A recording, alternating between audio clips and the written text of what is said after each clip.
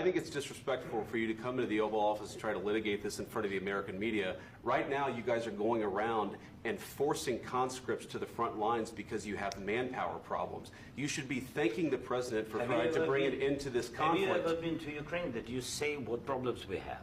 I have been to. Come once. I've actually watched and seen the stories, and I know what happens is you bring people, you bring them on a propaganda tour, Mr. President.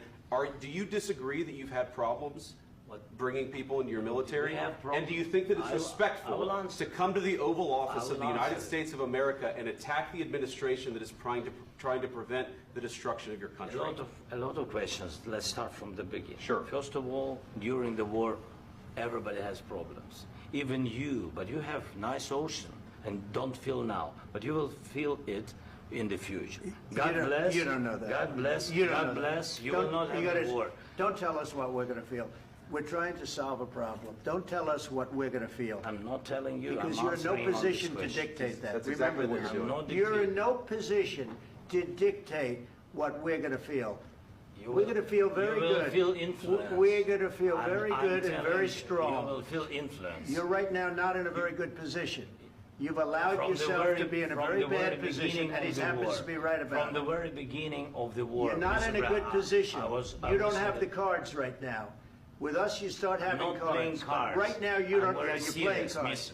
You're playing cards. You're gambling with the lives of millions of people. You're gambling with World War III.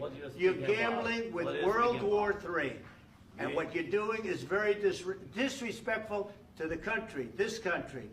That's back to you. Far more than a lot of people said they should have. Have you said thank you once? This A lot entire of meeting? times. No, in this Even entire meeting, today. have you said thank Even you? today. You went to Pennsylvania and campaigned for the opposition in October. Offer some words of appreciation for the United States of America and the president who's trying to save your country.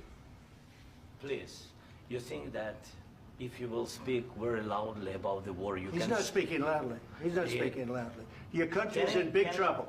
Can I Wait a answer? minute. No, Can you've I done a lot answer? of talking. Your country is in big trouble. I know. You're not I winning. know. You're not winning this. You have a damn good chance of coming out okay because of us. Mr. President, we are staying in our country, staying strong from the very beginning of the war. We've been alone, and we are thankful. I said thanks You haven't in been this alone. cabinet, You and haven't not been only alone. in this We cabinet. gave you, through I this said stupid president, $350 billion.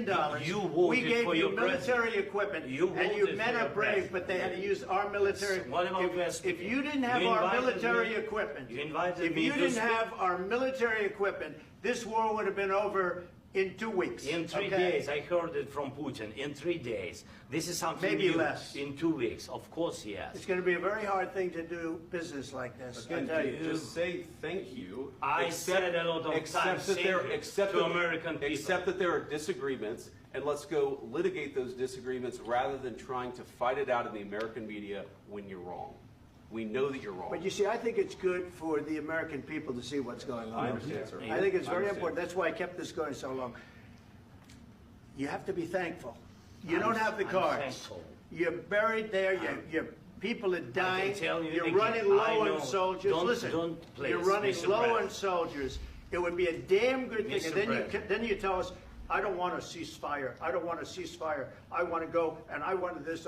Look, if you could get a ceasefire right now, I tell you, you take it so the bullets stop flying and your men stop getting killed. Of course, we want to stop the war. But you're I saying said- you don't want a ceasefire. But I said to you, I want a with ceasefire. guarantees. Because you'll get a ceasefire faster than an agreement. Ask our people about ceasefire, what they think. That wasn't doesn't with matter me. for you what- That what wasn't is- with me. it That was wasn't with with a you. guy named Biden who was not a smart person. This That is was your, with, this that is was with your Obama. president. It was your president. Excuse me. That was with Obama, who gave you sheets, and I gave you javelins. Yes. I gave you the javelins to take out all those tanks. Obama gave you sheets. In fact, the statement is Obama gave sheets and Trump gave javelins. You got to be more thankful, because let me tell you, you don't have the cards. With us, you have the cards.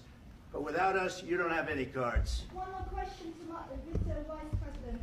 I'm sorry. It's going to be a tough deal to make, Uh, because the attitudes have to change. what if Russia breaks ceasefire? What if Russia breaks peace talks? What do we do then? I understand that it's a heated conversation right now. What are you but saying? She's asking, what if Russia breaks the ceasefire? What if anything? What if a bomb drops on your head right now? Okay? What if they broke it? I don't know. They broke it with Biden because Biden, they didn't respect him. They didn't respect Obama. They respect me.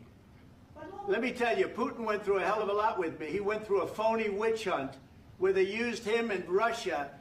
Russia. You ever hear of that deal? That was a phony Hunter Biden, Joe Biden scam. Hillary Clinton, Shifty Adam Schiff. It was a Democrat scam. And he had to go through that. And he did go through it. We didn't end up in a war. And he went through it. He was accused of all that stuff. He had nothing to do with it. It came out of Hunter Biden's bathroom. It came out of Hunter Biden's bedroom. It was disgusting. And then they said, oh, the laptop from hell was made by Russia. The 51 agents. The whole thing was a scam. And he had to put up with that. He was being accused of all that stuff. All I can say is this. He might have broken deals with Obama and Bush, and he might have broken them with Biden. He did, maybe. Maybe he didn't. I don't know what happened. But he didn't break them with me. He wants to make a deal. I don't know if you can make a deal.